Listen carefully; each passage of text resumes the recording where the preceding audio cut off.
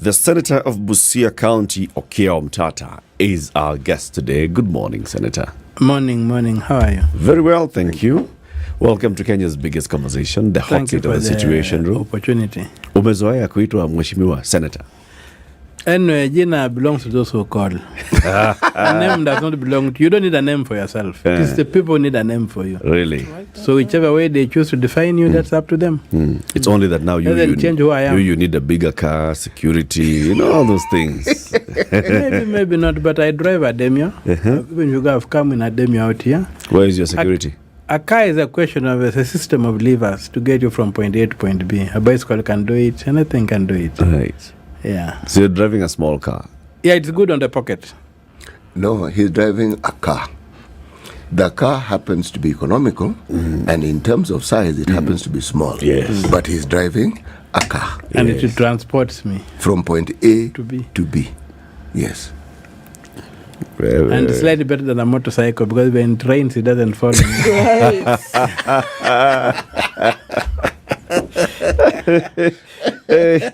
All right, Senator, people have known you to be the mtetezi of everybody. The person who raises issues on behalf of Kenyans. And by the way, before we leave the size of a car, when the Pope came here, and I'm Catholic, when the Pope came, what kind of car did he drive? From the airport to... What was he driven in, actually? I don't know. Tell us. A Honda Civic. It was a Honda Civic, eh? Yeah. No, this is the point where now I'm feeling there's something holy about that car. Yeah. You go look for a Honda Civic. Me, I think I'm going to buy a Honda Civic. Blessings mingi. Impartation of holiness. Yes. Yeah. So that's how things are. Karibu sana. Asante. City has the day's proverb. Yes, our proverbs for the whole of this week come from the country of Malawi. Do not use an axe to do embroidery. Do not use an axe to do embroidery. Senator, what do you understand from this proverb? What's your interpretation? I think it just says do things the way they're supposed to be done. And if I would go to St. Thomas Aquinas, who is one of the fellows I read a lot, in his principle of completeness, he says, if something is worth doing, it's worth doing well. Otherwise, leave it alone. Yeah. Okay, he's put it if something is worth doing, do it well. Do it well. Yes. Bas. Very, very important. Senator, we know you as a very litigious person. Every time there was an issue that you felt this one, there's something wrong, you went to court and you raised it. And in many cases, courts agreed with you. In some cases, courts did not agree with you. And that's how it's supposed to be. Right? And that's how it should be. But at the end of the day, whichever way it goes, you raise the law issue. is clarified. Very good. Yeah, jurisprudence is developed. This time, you have gone to court about the Finance Bill 2023. Yes. Okay. You're a legislator. Yes. Laws are made in Parliament. Yes. Who are you taking to court? One to two things. First of all, given the mutilation of the Constitution by the Uhuru administration, the Finance Bill does not go to the Senate. When Ekwe Thuru was the chair, was the Speaker in the Senate, he had set very high standards, and the executive decided to lock the Senate out of the budget process. Something I'm again litigating to get the Senate to be involved, because what you get is supposed to be an act of Parliament. And the Constitution defines Parliament as made of the Senate and the National Assembly. There's no act of the National Assembly. So if one house doesn't consider it, it's not an act of Parliament. It's basic, you see, and there are requirements for that. So it doesn't come to the Senate, so I'll not have any opportunity in the House as things stand today. Yeah. Unless my petition succeeds.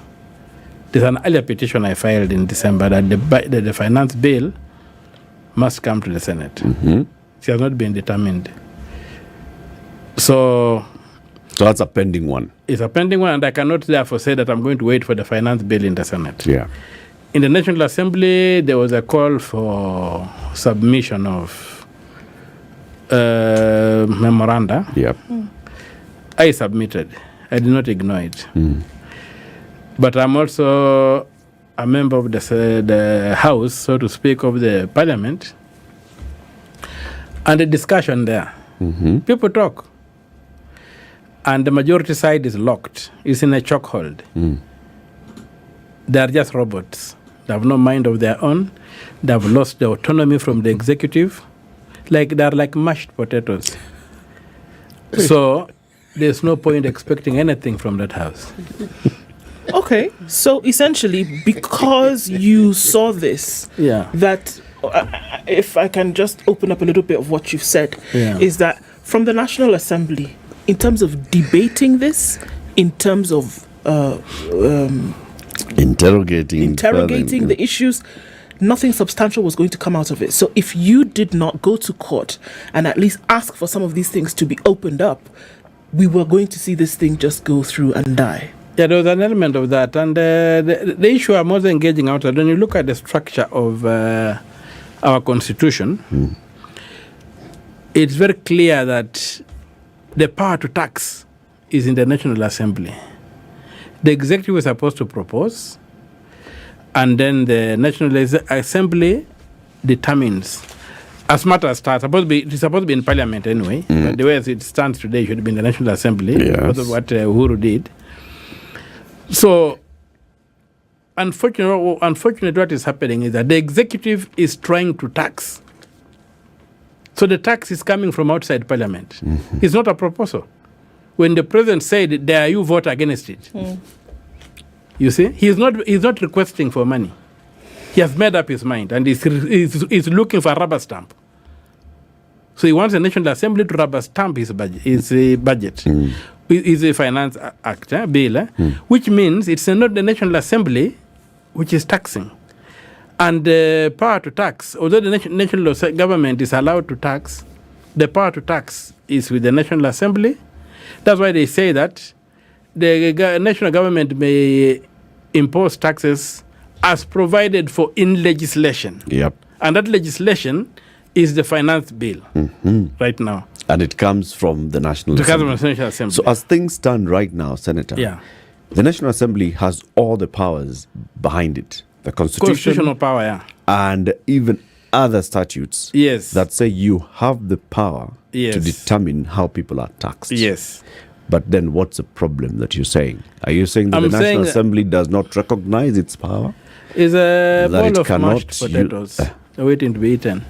You saw the president talk the way he talked. If he was dealing with an independent institution, he wouldn't talk like that. He would have requested them that kindly, I've given you a proposal, please don't consider it, don't throw it out. But he said, dare you throw it out? I'll be watching who will vote against it. Why? Now, because what has happened is that the political institutions in this country are personality cults.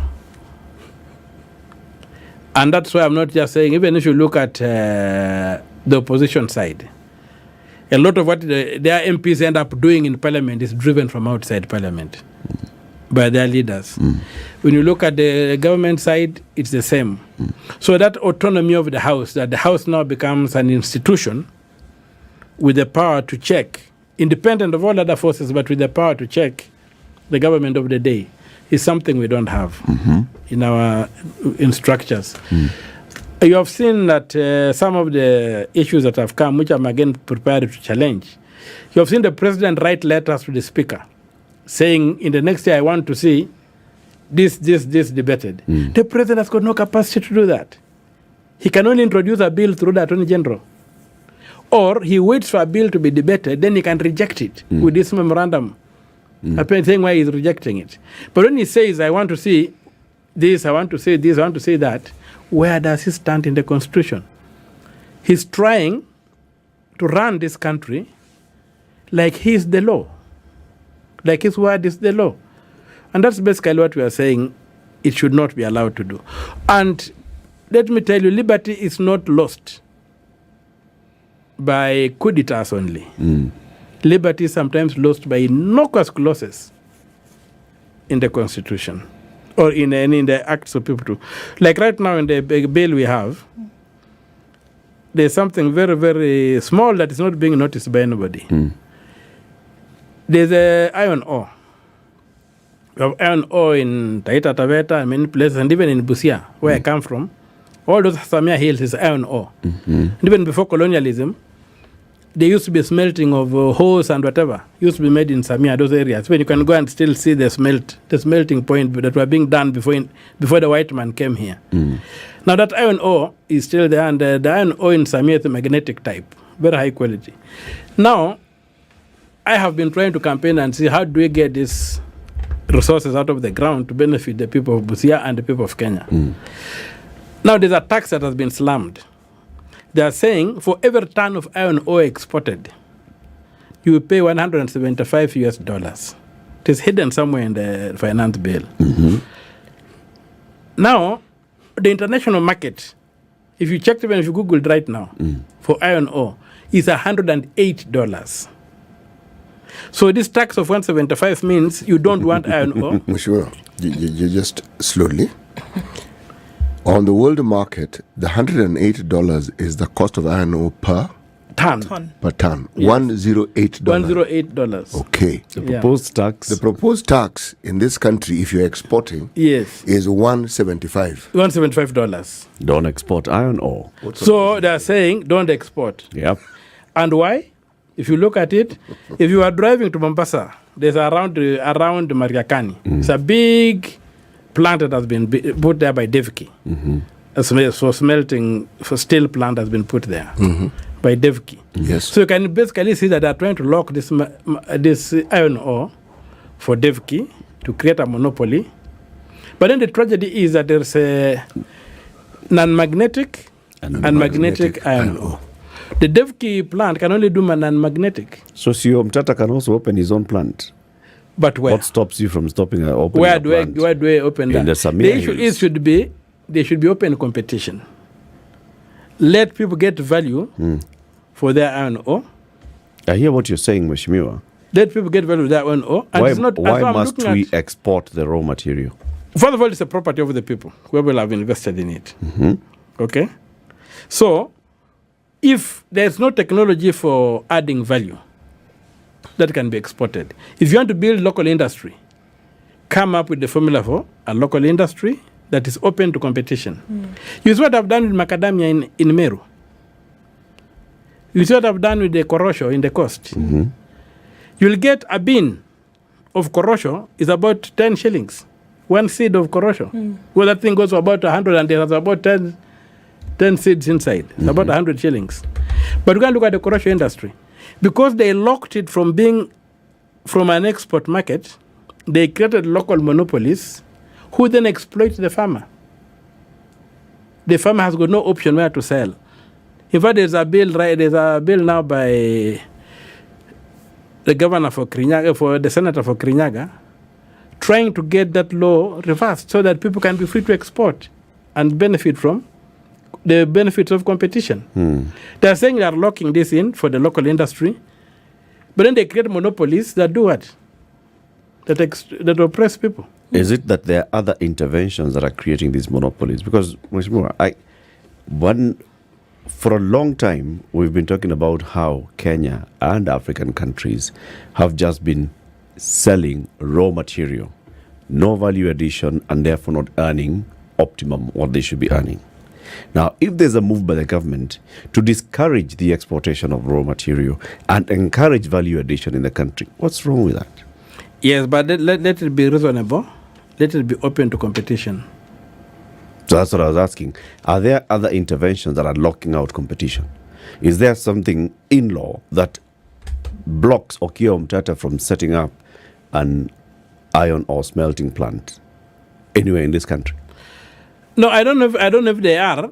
But one thing that I also realize is that if you went to a place like Busia today, okay, with the kind of power we have, which is largely 11 kVA, can you set up industry?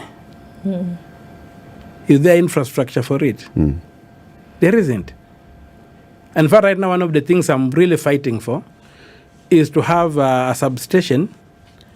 And from where I come from, you see this power, this is big, the 312 volt power lines that come from Uganda to Dandora. those lines.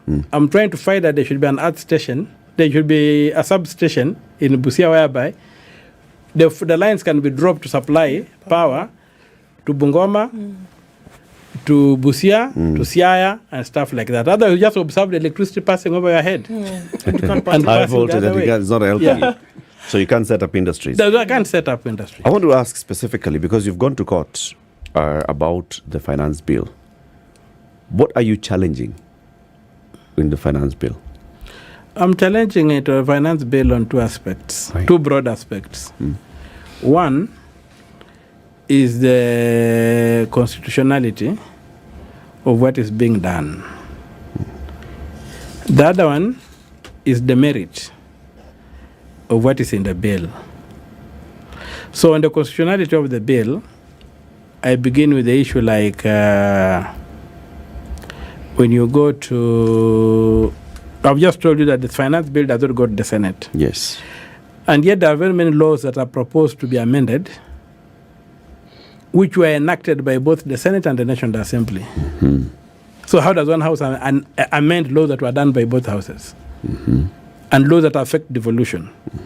Even take something like betting and whatever.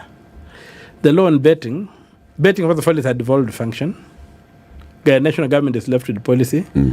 They are imposing taxes on betting and stuff. They are amending the Betting Act, which was enacted by the Senate and the National Assembly.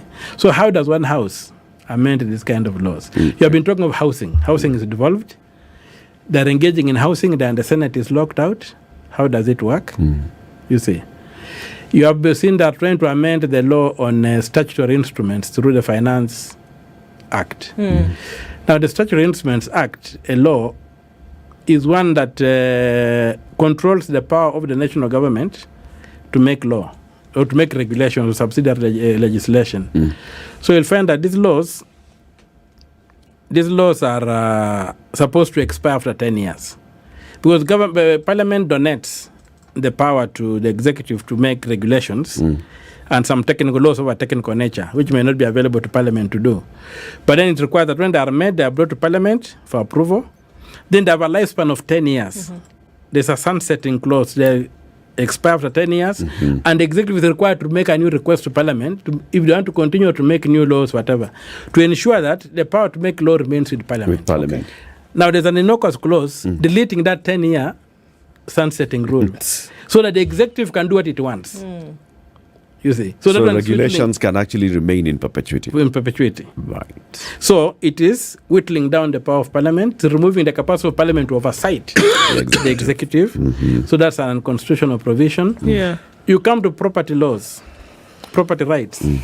If there's something like the housing bill, Parliament, the executive is only allowed to tax, not to force people to save.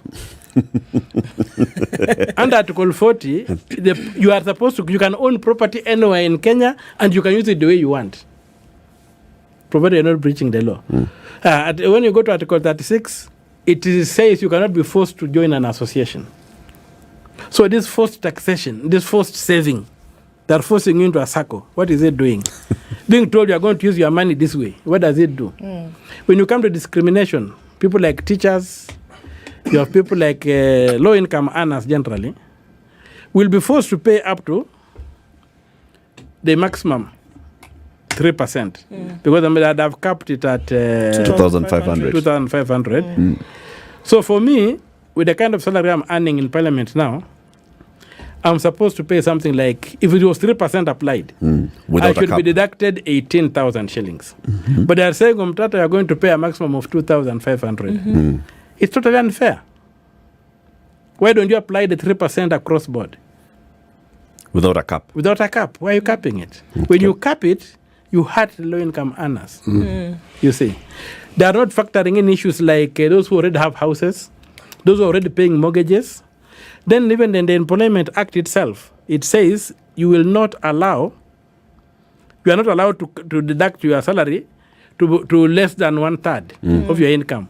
Already people are already on 1/3. So like people are surviving there. Have they done an audit to know when they put this 3%, will it go beyond that? Sure. Senator, I have to ask, so then what is your prayer then to the court. And this is interesting because when I guess many people said finally, okay, Matata has gone to court, would he then be the one who would help folks? Because interestingly enough, the sentiment was that maybe coming from the National Assembly, even before the threat came, that there was not much in terms of hope, in terms of what would be done when it came to debating and passing this or not passing it, whatever the case may be. And then they said, okay, finally, maybe there's something that would be done then at the court. So what is the prayer of the court, even having taken all of these things into consideration? Well, there is a staggered prayer. It's a very tactical engagement. There's a prayer for the court to intervene with the bill. And there's a prayer with the court, in case that doesn't happen, then the court to quash the act. When it has already been passed. So it's a marathon, not a sprint, what you are engaged in. Now, the other thing I wanted to bring out that is most important in terms of merit of the bill is what percentage is going to debt.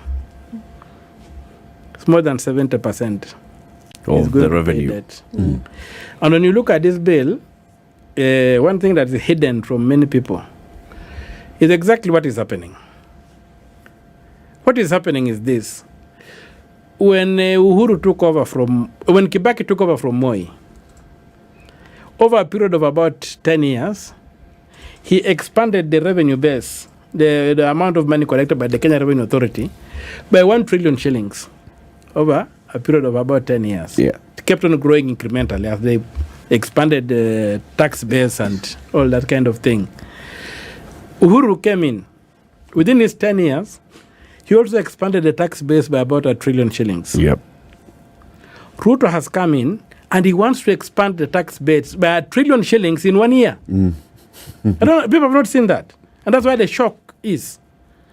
They usually tell you if you want to cook a frog, you can raise the temperature slowly, you'll cook it. You will not know. Yeah. But then you bring the frog will you've thrown the frog into the fire. You'll jump out. So, President Ruto is trying, assuming everything is okay, is trying to expand the revenues raised too fast by 1 trillion shillings in a year. Mathematically impossible. Now, as you come down, you'll find that still on the housing, we're not discussing, houses have to sit on land. And to me, that's the biggest scam. They have not told where the land is. And this is a scam to steal land from the counties. The land is in Kenya. To strip land from the counties. So counties are being told, set aside identify land where we are going to put. We will come and put houses. Now, when they put up these houses, the developer will be given that land for free. Yes. No taxes. So public property is transferred to a private investor, whom we have not been told the identity. And look at a classic example of what has happened in Mombasa. There's this thing called Buxton. Yeah. The estate is about 12 acres.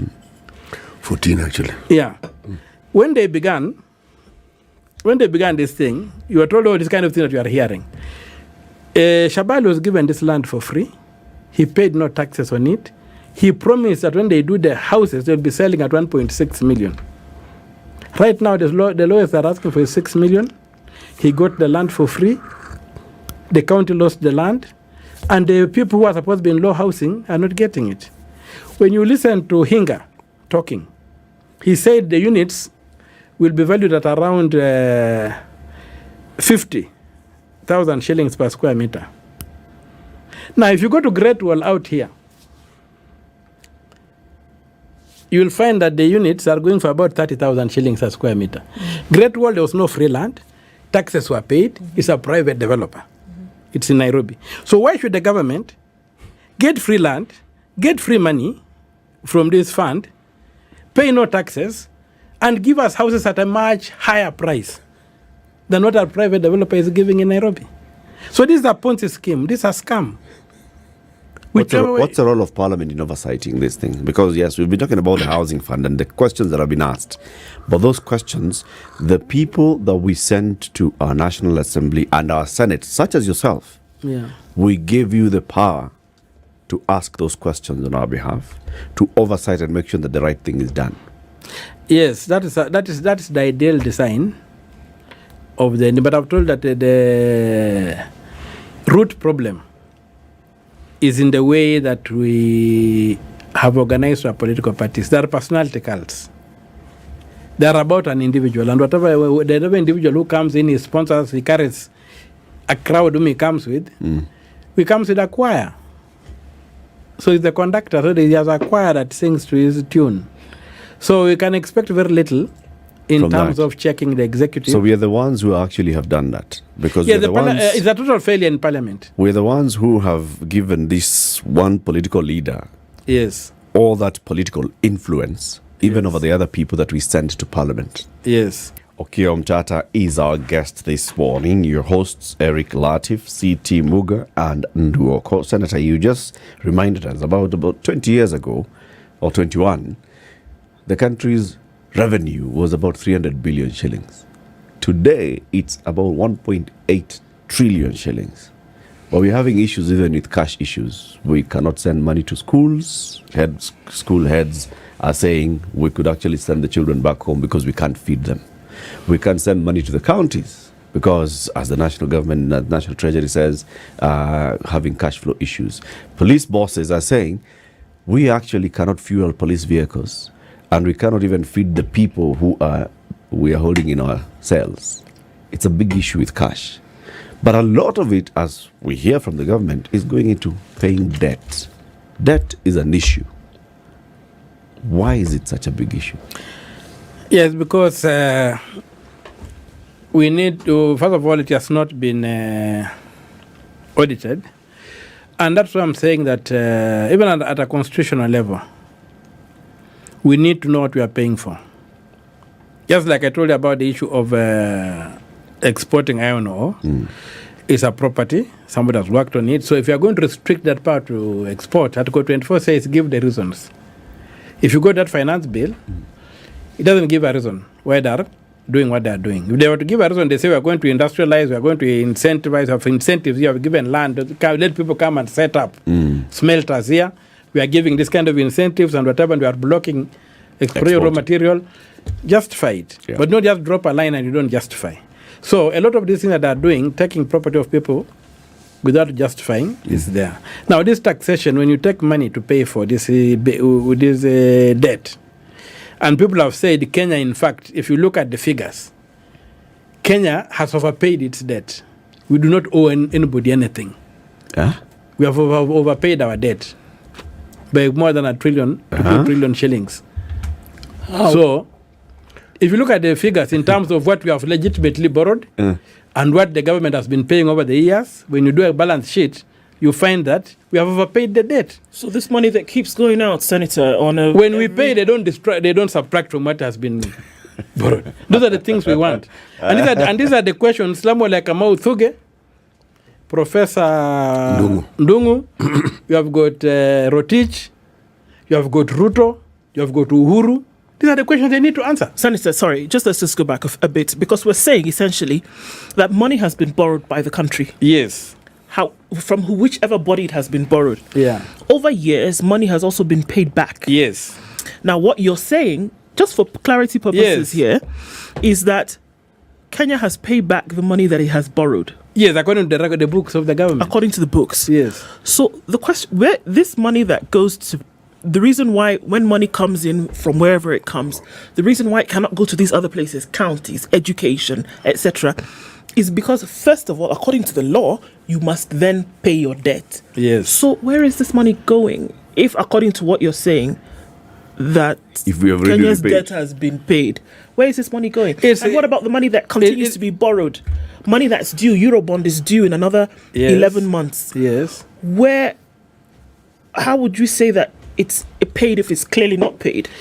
Yes, because what is happening is that there's theft on the revenue side. And we have even seen this with the counties, whereby, I'm going to give an example of a county. When the county, the governor is given all the money for the county goes to the governor. Although right now we are trying to struggle to do a law that separates the county assembly's money, should be the speaker should be accountable, and then the governor should be accountable the other side. You have seen a situation whereby, do you see, because the county assembly is audited separately, and the governor is audited separately, the governor will show that in his budget, he gave the county assembly 10 shillings. Yeah. So they will audit him and show that 10 shillings went to the county assembly. Yeah. Yet, the county assembly received 7 shillings. So when the auditor goes to the county assembly, you'll audit the county assembly for 7 shillings. Not for the 10 shillings Not the governor. They never connect these two books. So there have been the same problem is happening here. But it's the same auditor. It's the same auditor, but then they audit them separately. Okay. So you'll find that unless you go now an extra mile, you as a citizen, and say, okay, the governor said he gave the county assembly 10 shillings. Did the county assembly receive 10 shillings? Most of the cases you'll find that the county assembly received 6 or 7 shillings. 4 shillings disappeared in between. So if you go looking for at the procurement and those kind of things, you don't see it is not stolen through expenditure. It is stolen on the revenue side of things.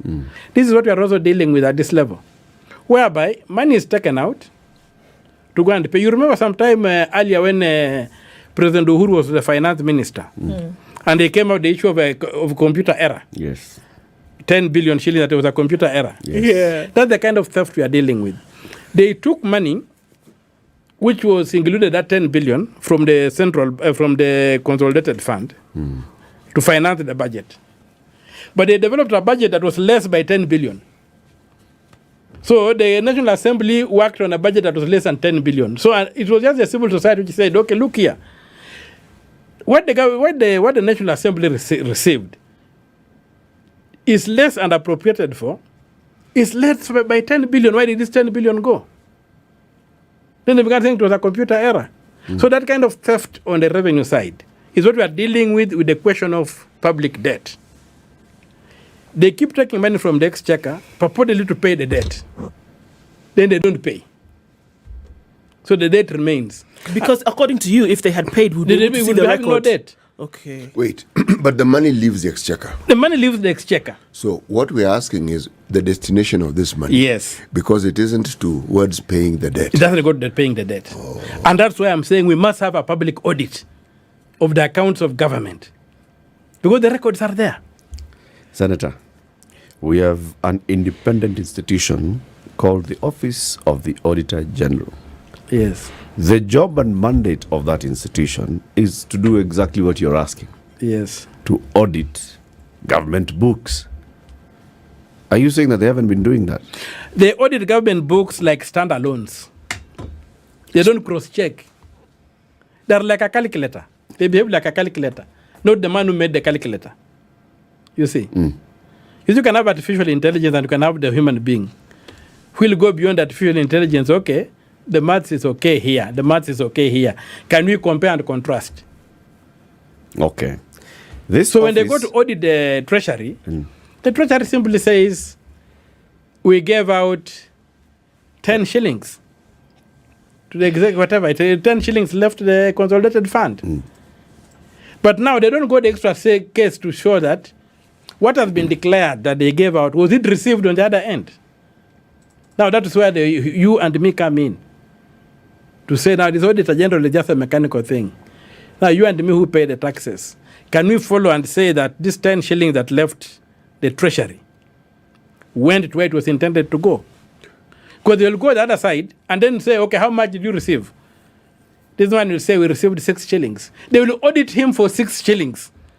Here they've audited this guy for having released 10 shillings without following up to connect the two, to cross-check and confirm that what was released here is what was received the other side. So the auditor does his work like he's auditing different planets, not even different. So the auditor is not doing a comprehensive job.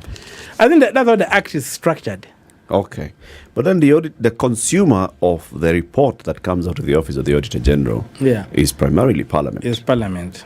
So Parliament should be able to pick these things out. It's supposed and to ask do these that. questions of the Auditor General. Go to Parliament and look at yourself. Where are they in terms of the reports of the Auditor General? 3 or 4 years back. 4 years. It's generally historical, yes. So you'll find that these things, they just become academic. And that's why the people themselves must stand up. That's why Article 1 comes in. That you can exercise your sovereignty through the institutions or directly. So outside institutions, we must audit the public debt. And the people like Professor Njuguna, like Tuge, and all these guys who have been in money, working at Joseph Kinyua, must be brought before the public to tell us where is this money. But also beyond that, Mheshimiwa, as the sovereign, we should ask those questions, yes, of those who have sat in those offices in the executive, but also those who have sat in those offices in the independent offices and in parliament. Of course. So all of you lots. Yes, all of us have to be questions to answer. Before we start saying that we start doing your job, and yet, can you also refund us for all this money that we've lost? When I tell you that Parliament is extremely transactional, it's not transformative. I've been there for about 9 months now, and I find it totally transactional. Hardly anything transformative goes on. Okay? So, what we need to do is the people to come up where this thing is existential. Mozambique did it. They went to court. Citizens went to court, and the court was able to declare that there was no debt. Mheshimiwa, you have brought in the discussion of odious debt. Yes. For me, yeah, it's very disturbing. It's genuinely disturbing that we are told we owe money. Money leaves. Is it exchequer or is it? It's the exchequer that pays fund. Yeah. And it actually goes towards paying whoever it is we're told.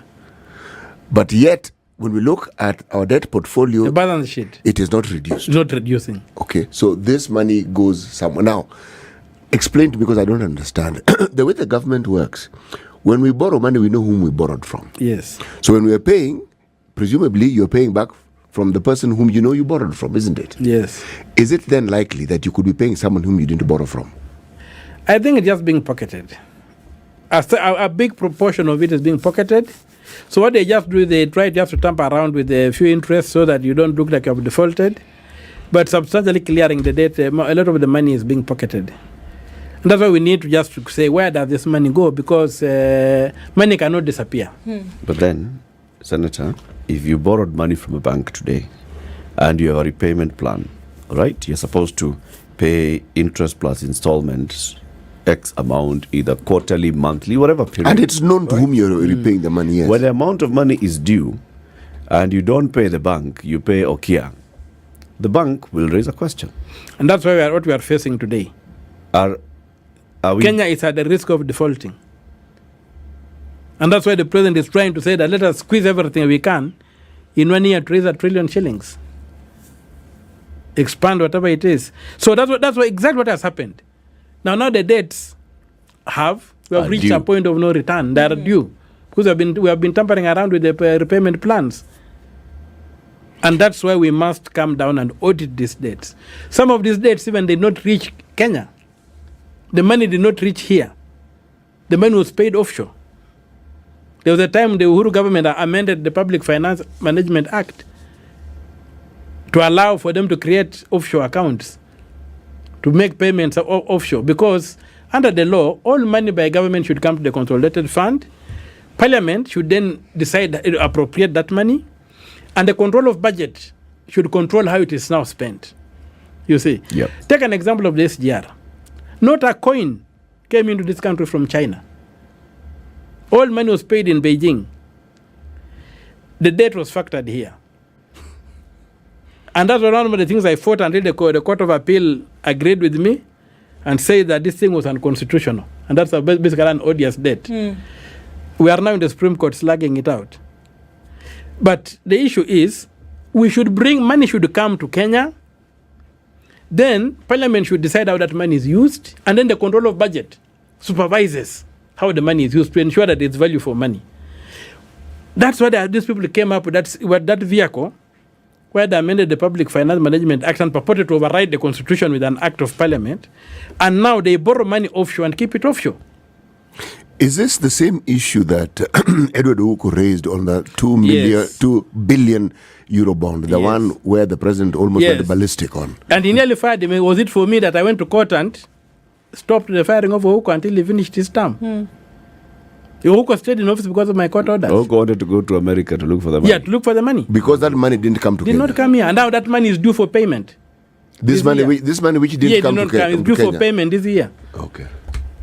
And these are the things we are saying. We must, as people of Kenya, step up to the plate and say, let us now check. You have a house girl. Okay, you have a baby. You buy all the formulas and whatever.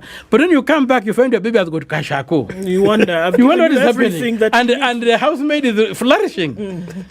You see, so the maid is eating the baby's food. And the time has to come to find that maid.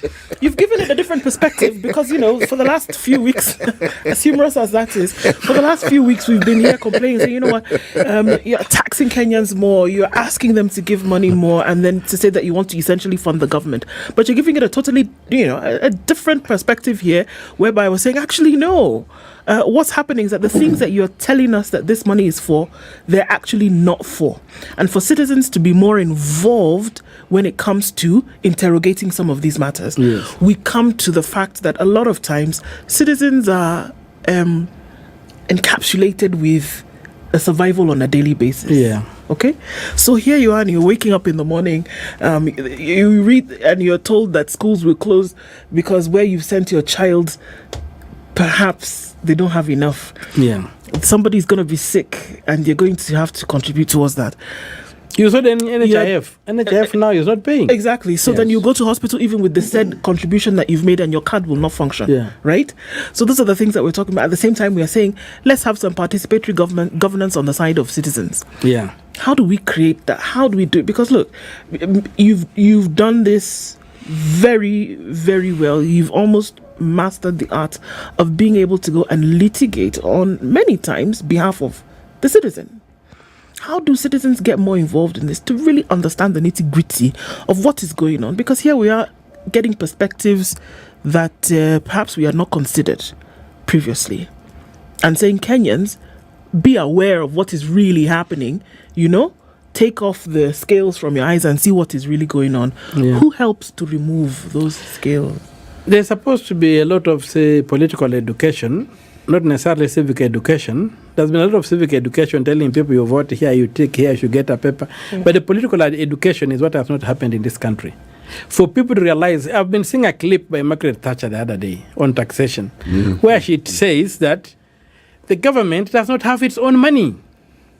So you cannot talk of public funds. We are not going to talk of government money. It is taxpayers' money. So if it's your money, and you know very well if it's your money, even you, right now, if somebody wanted money from you and it's your money, you will have to say, you'll have to ask this guy questions, why are you taking my money?